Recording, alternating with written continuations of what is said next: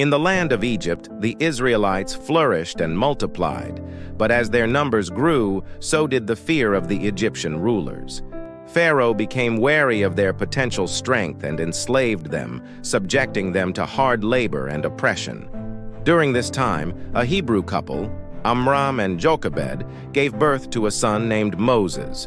Fearing for his life due to a decree by Pharaoh to kill all Hebrew male babies, they hid him for 3 months.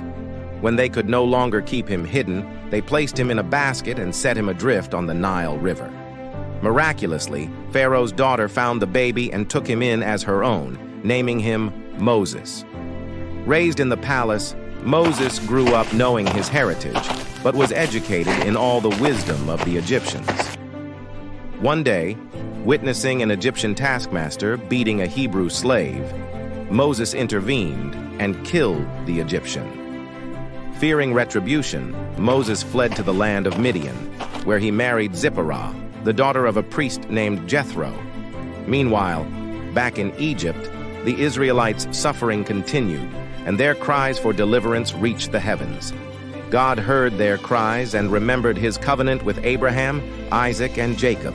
He chose Moses to be their deliverer and spoke to him through a burning bush, instructing him to return to Egypt and demand the release of his people.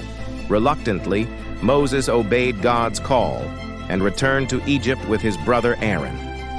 They confronted Pharaoh and demanded the release of the Israelites, but Pharaoh refused.